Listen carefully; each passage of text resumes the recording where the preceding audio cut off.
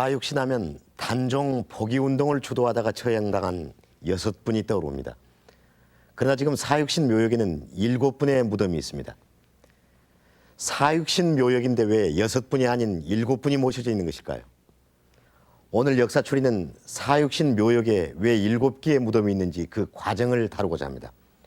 먼저 사육신 묘역이 지금 어떻게 조성되어 있는지 취재했습니다.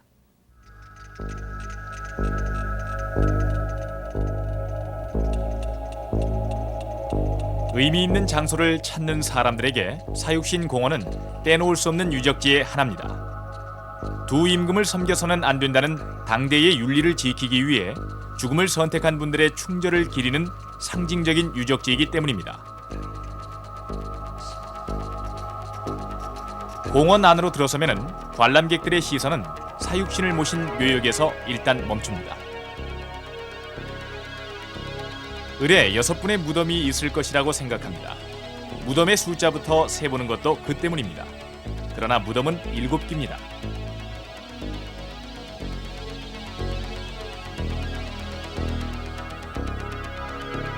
안내 책자를 봐도 마찬가지입니다. 엿구루의 소나무를 사이에 두고 4개의 무덤과 3개의 무덤이 있습니다. 왜 7개가 모셔져 있는지 안내 책자에도 분명한 설명이 없습니다.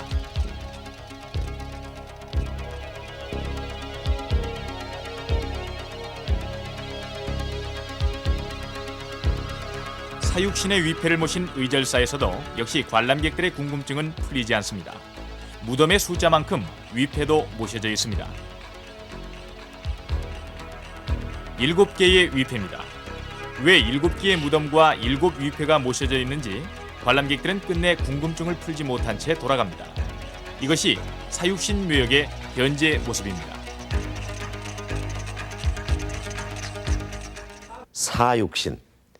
사육신 묘역에 7개의 무덤이 있다. 바로 이 점이 문제입니다. 간단히 정리해 보겠습니다. 흔히들 사육신하면 6분으로 알고 있습니다. 성삼문, 박팽년, 이계, 하위지, 유성원, 그리고 유흥부 등이 그분들입니다. 그러나 지금 사육신 묘역에는 이 6분뿐만 아니라 김문기의 묘수도 있습니다. 7개의 묘가 있다 보니까 어느 한 분은 사육신이 아니라는 얘기입니다. 이 때문에 사육신을 추모하는 제사도 따로따로 지내는 사태까지 발생했습니다. 사육신 순절 539주년 추모제가 지난 10월 9일 사육신 공원에서 있었습니다. 그러나 정작 사육신의 6문 후손들은 모두 불참하는 사태가 벌어졌습니다. 이번 추모제가 금영김씨 문중에서 주관한 제사라는 게 표면적인 이유입니다. 이 같은 대립은 김문기가 사육신에 추가되면서 시작됐습니다. 추모제를 주관하는 단체까지도 사육신 선양회와 사육신 현창회로 나뉘어져 있습니다. 두 단체는 사육신의 구성에 대해서도 다른 정의를 내립니다.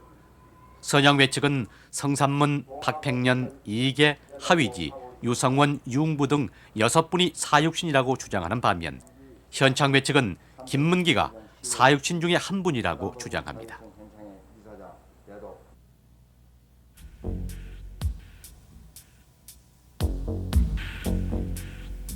지난 4월 1일에 있었던 추모제에서는 고성과 사태지로 관한 몸싸움까지 일어났습니다.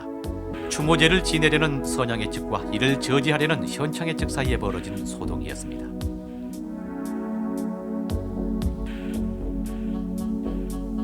육신이든 칠신이든 그분들의 그 충절, 업적을 길이 현창하는 게 우리의 본문입니다. 김문기는 또 다른 충신이고 그렇기 때문에 사칠신은 말이 안 된다는 게 선양회 측의 입장입니다. 그 당시 그 김재규 씨가 중앙정보부장으로 계실 때 그냥 말을 굳이 여기다 갖다 이제 그냥 그 말하자면 권력으로 우겨넣어 가지고 이렇게. 두 차례의 추모제를 바라본 시민들은 후손들의 문중 싸움에 조상들의 충절이 되려 훼손되는 게 아닐까 우려하고 있습니다. 조선시대 절의의 상징으로 기려온 사육신 추모 제사가 고성과 사태지로 가는 현장으로 뒤바뀌었습니다. 더구나 각기 다른 단체가 제사를 2차례 나누어 따로 지냅니다. 이 같은 대립이 왜 빚어지고 있는가를 해명하기 위해선 우선 단종 포기 사건의 과정을 자세히 들여다볼 필요가 있습니다. 지금부터 539년 전 단종 포기 사건이 일어났던 현장에 김자영 아나운서가 나가봤습니다. 네, 이곳은 세조를 제거하고 단종을 복위시킨다는 거사 계획이 드러난 직후 그 관련자들이 신문을 받았던 경복궁 사정전 입구입니다. 당시의 주목급 인물들은 성삼문, 박팽년, 이계, 하위지, 유성원, 유흥부 그리고 김문기 등 17명이었습니다.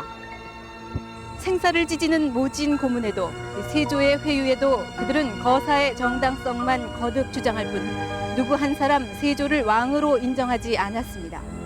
그들이 선택한 것은 굴복이 아니라 죽음이었습니다.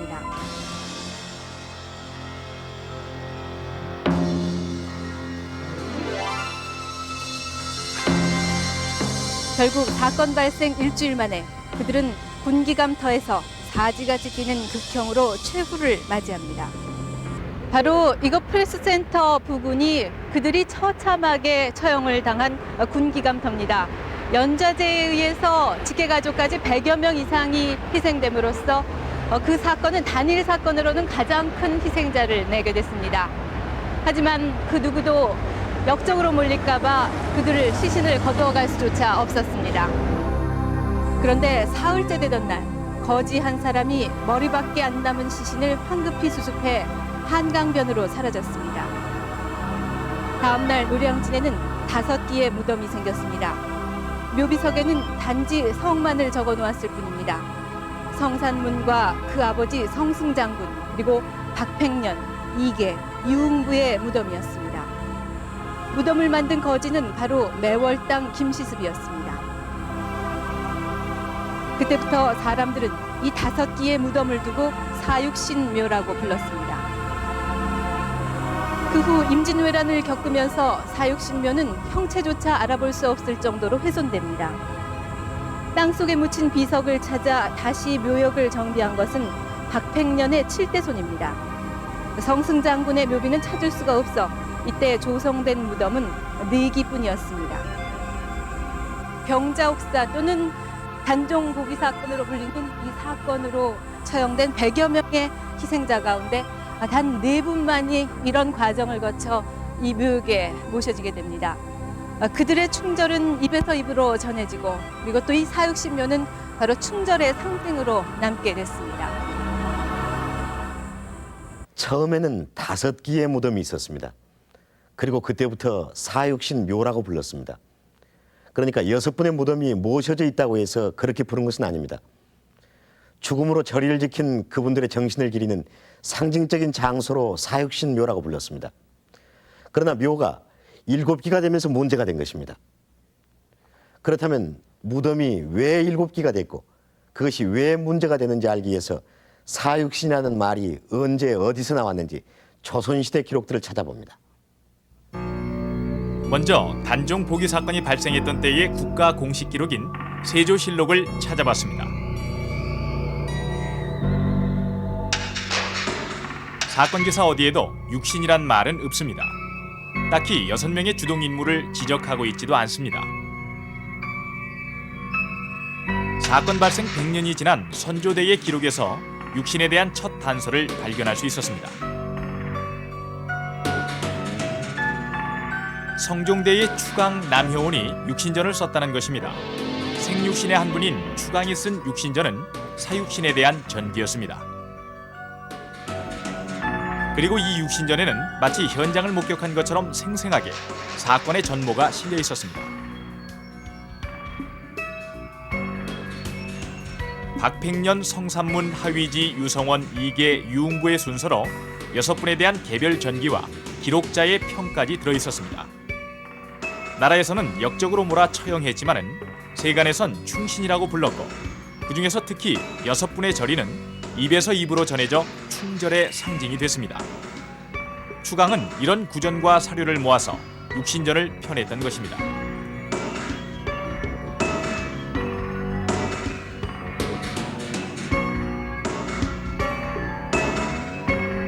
그동안 역적으로 분류됐던 육신을 충신으로 기록한 최초의 사료가 육신전인 셈입니다. 그로부터 200년이 지난 숙종 때에 와서야 육신은 정치적으로 완전히 복권됩니다. 노량진의 사육신 묘지가 국가적인 규모로 단장된 것도 바로 이때입니다.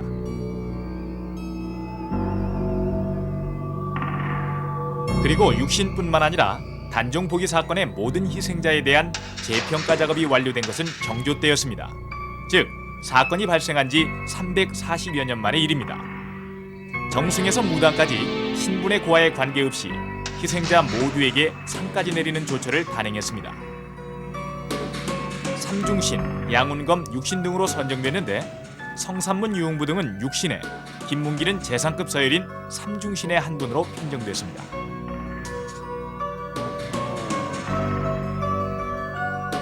관련 기록들을 모두 찾아본 결과 사육신이란 말은 사건 발생 30년 후에 나온 남효운의 육신전에서 비롯됐다는 결론입니다. 그 후 300년이 지나서 단종 포기 사건 관련자들은 역적에서 충신으로 국가의 공식적인 인정을 받았던 것입니다.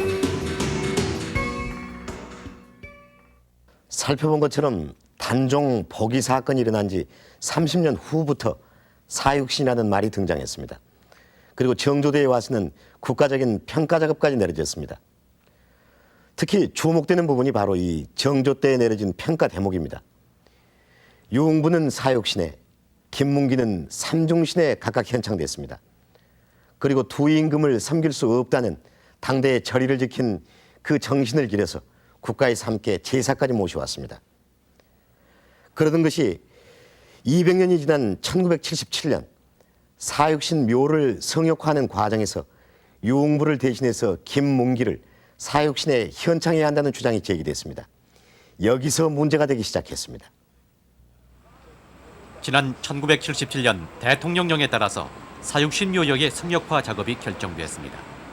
원래 4기의 무덤만 있던 묘역에 하위지와 유성원의 가묘를 이장해서 사육신 공원으로 조성한다는 것이었습니다. 그런데 서울시장 앞으로 탄원서가 들어왔습니다. 백천 김문기 선생 육신묘역 봉안 추진위원회에서 보낸 것이었습니다. 조선왕조실록에 의하면 김문기가 사육신의 한 분이니 사육신 묘역에 함께 조성해달라는 내용이었습니다. 이 탄원서에 따르면 유흥부는 김문기의 잘못된 기록이기 때문에 사육신이 아니라는 주장입니다. 사육신 묘역 관리를 담당하는 서울시는 탄원 내용에 대한 조회를 문교부에 의뢰했습니다. 문교부에서도 독자적인 판단을 할 수가 없었습니다. 결국 문교부는 전문학술기관인 국사편찬위원회에 누가 사육신인가를 판별해 줄 것을 지시했습니다.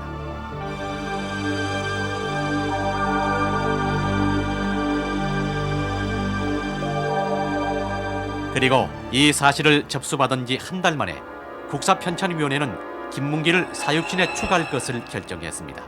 유흥부의 묘도 그대로 모신다는 결정을 내린 것은 얼마 후였습니다.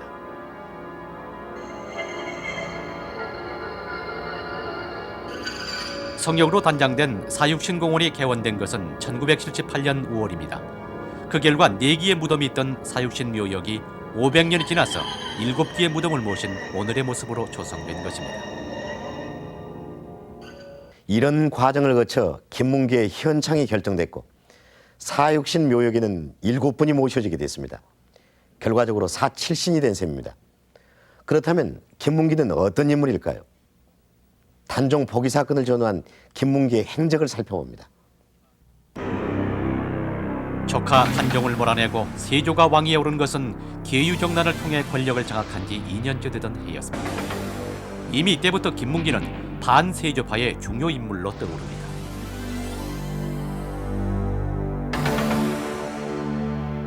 성삼문, 박팽년 등 집현전 학사들이 계유정난을 방조했을 때 백천 김문기는 정난에 반대한 강경 세력이었습니다.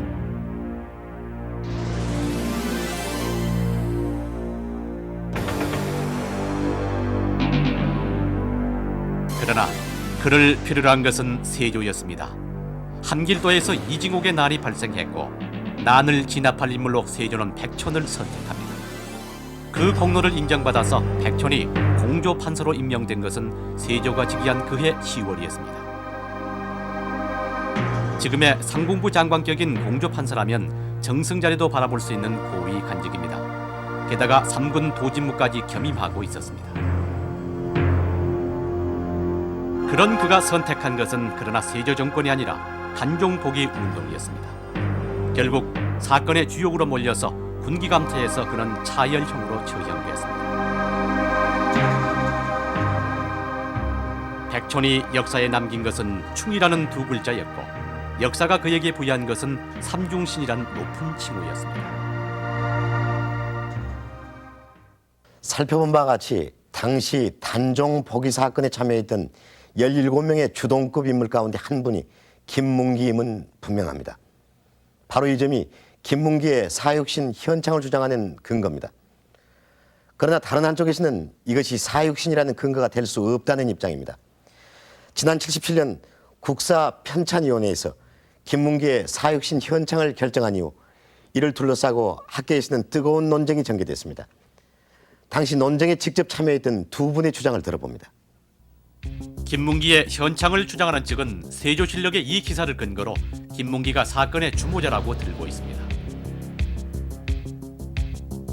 불복이라고 하는 말은 한 사건의 최고 그 주동자 또는 주모자가 그 사실에 대해서 전적으로 책임을 지고 불허되지 않는다는 뜻으로 불복이라는 말로 해석할 수가 있겠습니다. 세조실록 중 이 기사를 근거로 김문기가 사건 당시 군사동원을 맡은 최고 지휘자라고 주장합니다.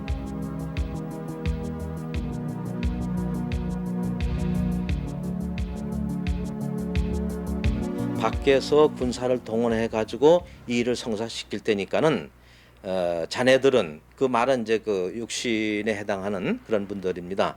그분들은 안에서 이 일을 성사되도록 잘 처리하라 하는 얘기가 된다고 생각이 되기 때문에 백촌 김문기의 사육신에서의 역할은 역시 그 주도적인 역할 내지는 외곽에서 완전히 성사를 하도록 하는 그러한 그 매우 중요한 임무를 띄었다. 이래서 그 실록이나 기록에도 역시 맨 끝으로 김문기의 이름이 6번째로 나오는 것이다. 이렇게 볼 수가 있겠습니다. 육신전에 나오는 융부는 김문기를 잘못 기록한 것이라는 주장입니다. 실록에 의하면 김문기만이 유일하게 불복했고 유일한 재상이었으며 유일하게 함길도 절제사를 지냈는데 육신전에는 융부로 그리고 있다는 게 그 근거입니다. 실록에 의해서 육신전이 가려져야 한다는 것이 그 학문적인 소신이라고 볼 수가 있습니다. 그런데 그 육신전만 가지고 나타나 있는 그 육신에는 문제점이 있다 해서 저는 백촌 김문기 선생이 육신의 한 사람으로서 꼽혔던 그 왕조실록의 기준을 해가지고 이분이 반드시 육신의 한 사람으로 현창이 돼야 되겠다 하는 생각입니다. 반면 사건 당시 융부가 세조를 칼로 베는 역할을 맡았고 그만큼 당시 여론 또한 융부를 사건의 핵심 인물로 꼽고 있다는 게 반대 측의 주장입니다.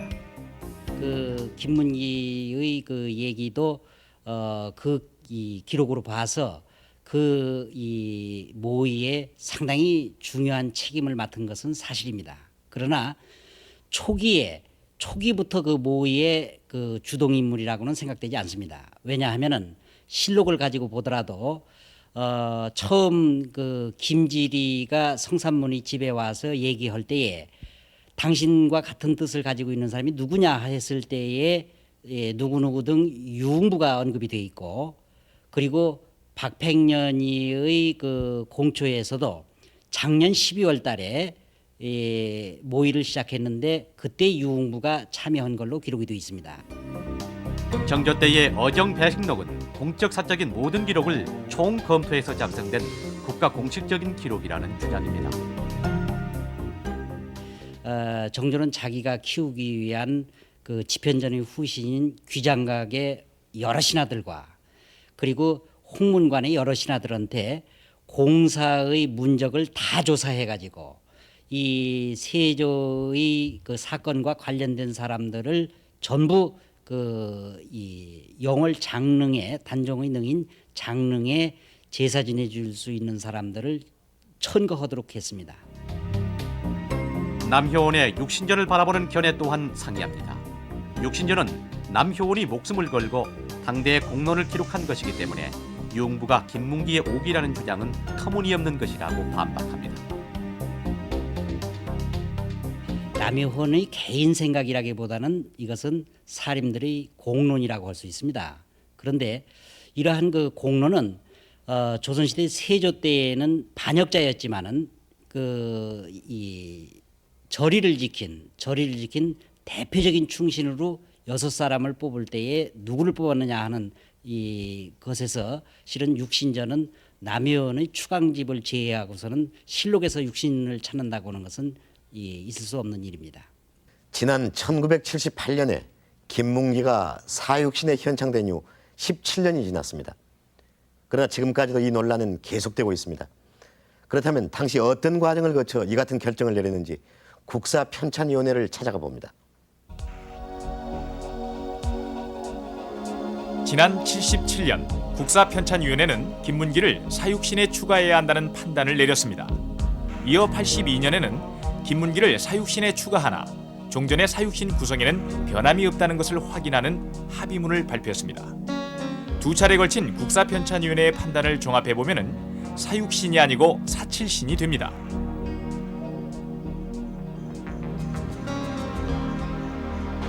그러나 현재 국편에는 당시 논의의 과정을 확인할 수 있는 기록은 남아있지 않습니다.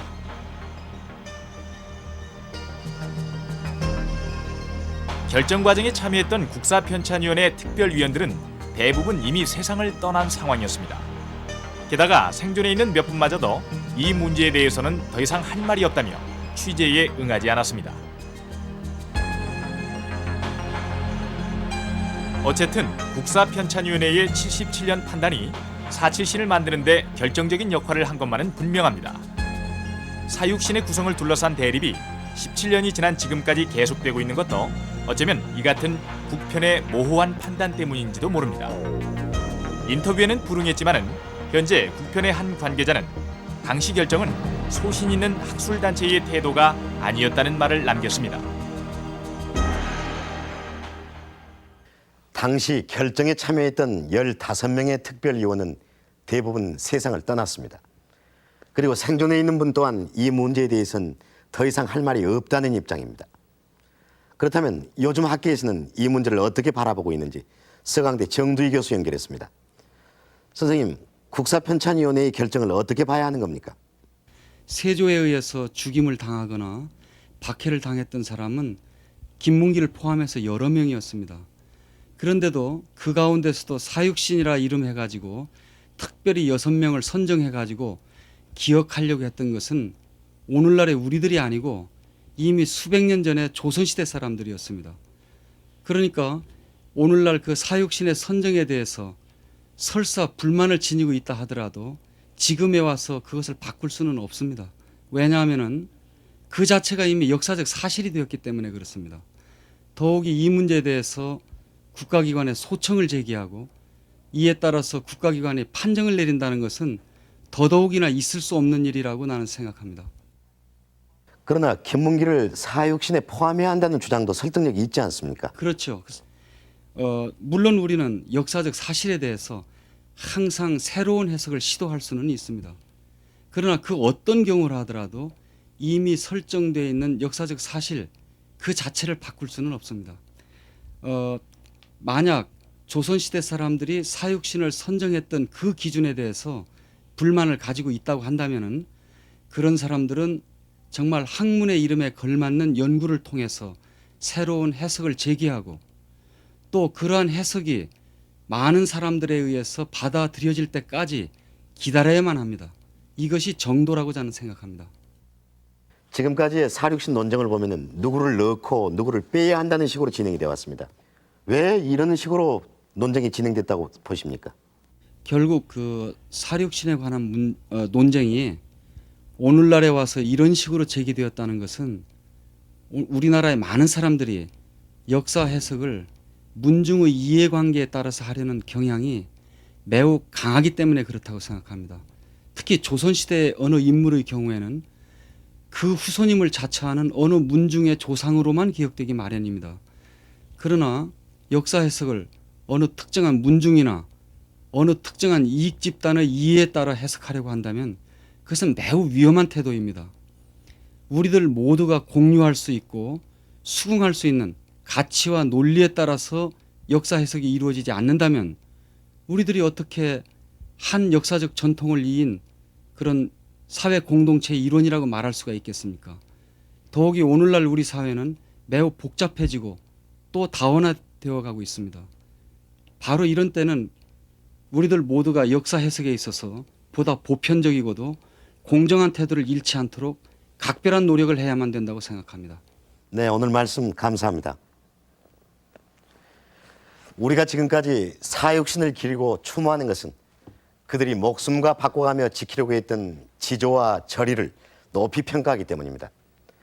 단종 포기 사건으로 희생된 100명이 넘는 사람들을 모두 복권시키고 그 정신을 기리게 한 정조는 오늘 우리들에게 많은 것을 시사해주는 말을 남겼습니다. 높고 큰 충절은 우열을 가릴 수 있는 문제가 아니다. 따라서 누구는 배양하고 누구는 배양하지 않겠다는 결정은 쉽게 치사선택해서는 안 된다. 오늘 역사출이 여기서 마칩니다.